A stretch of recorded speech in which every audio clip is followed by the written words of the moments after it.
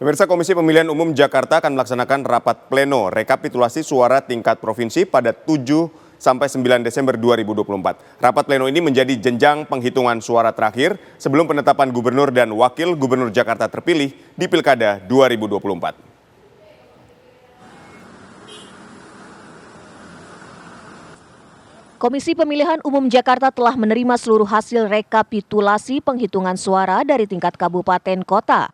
Selanjutnya, KPU Jakarta akan menggelar rapat pleno rekapitulasi tingkat provinsi yang dijadwalkan berlangsung pada 7 hingga 9 Desember 2024. Komisioner KPU Jakarta Asri Megatari mengungkapkan, jika tidak ada dinamika dalam rapat pleno rekapitulasi suara tingkat provinsi, pengumuman pemenang Pilkada Jakarta 2024 bisa dilakukan lebih cepat.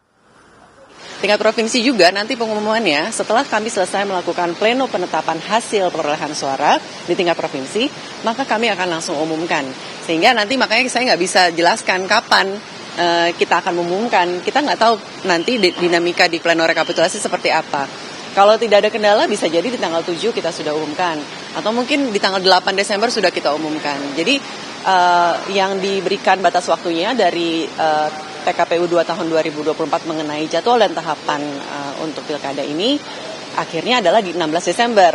Maka kalau misalnya bisa lebih cepat dari itu ya nggak apa-apa juga gitu kan. Jadi kita melihat nanti di pleno rekapitulasi tingkat provinsi seperti apa.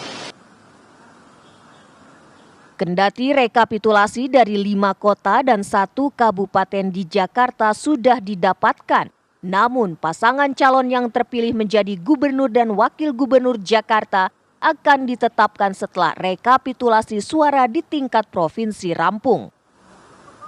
Dari Jakarta, Leo Chandra, Panca Mulya Rahman, TV One mengabarkan.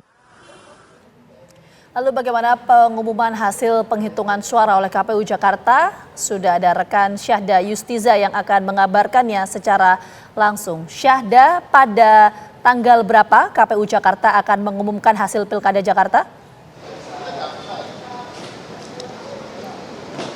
Baik, selamat sore Gina Vita, Ditya Nugroho dan juga pemirsa. Sebelumnya memang Komisi Pemilihan Umum DKI Jakarta ini telah merampungkan rekapitulasi penghitungan suara di tingkat kabupaten kota. Dan rencananya untuk agenda yang akan berlangsung pada hari esok akan dilangsungkan lagi rekapitulasi rapat pleno hasil penghitungan suara ini yang akan berlangsung di tanggal 7 sampai dengan tanggal 9 Desember 2024 di Hotel Saripan Pasifik. Nantinya usai melangsungkan rapat pleno rekapitulasi suara, ini akan menjadi jenjang terakhir penghitungan suara sebelum nantinya pihak KPUD ini mengumumkan penetapan terhadap pasangan calon cagup dan juga cawagup terpilih. Tetapi Aditya Nugroho, Gina Vita dan juga pemirsa, selain kita berbicara mengenai persiapan pleno rekapitulasi suara tingkat provinsi yang akan berlangsung besok, ini saya akan membagikan sejumlah data yang memang sudah kami kumpulkan dan hingga saat ini memang berdasarkan data yang dihimpun pasangan calon nomor urut 3 yakni Pramono Anung dan juga Rano Karno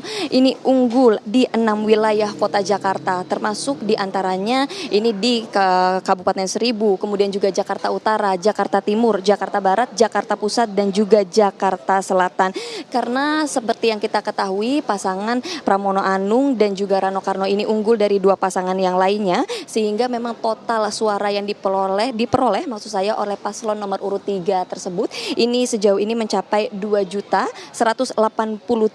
suara. Sementara perolehan suara kedua terbanyak diperoleh oleh pasangan calon nomor urut 1 yakni Ridwan Kamil dan juga Suswono yang memperoleh 1.700.000 lebih suara, dan pasangan nomor urut 2 ini diperoleh oleh Darmakun dengan 459.000 suara. Sehingga dari data angka tersebut kalau kita ubah menjadi data ke dalam bentuk persentase, total perolehan suara yang diperoleh oleh paslon nomor urut 3 tersebut sejauh ini ini mencapai 50,7%. Dan kalau kita merujuk dalam Undang-Undang Nomor 2 Tahun 2024 pasal 10 ayat 2 ini berbunyi kalau pasangan calon gubernur dan juga calon wakil gubernur ini memperoleh suara lebih dari 50%, maka dapat ditetapkan sebagai gubernur dan juga wakil gubernur terpilih. Dan menyambung setelah itu juga jika tidak ada pasangan calon gubernur dan wakil gubernur yang memperoleh suara sebanyak yang tadi disebutkan di dalam ayat 2 tersebut, maka nantinya akan dilangsungkan putaran kedua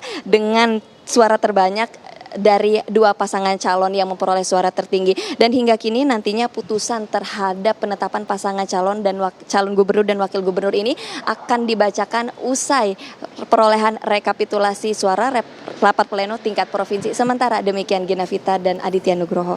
Baik, rapat pleno tingkat provinsi akan dilaksanakan pada 7 sampai 9 Desember ini. Terima kasih Syahda mengabarkan kepada kami dan selamat kembali bertugas.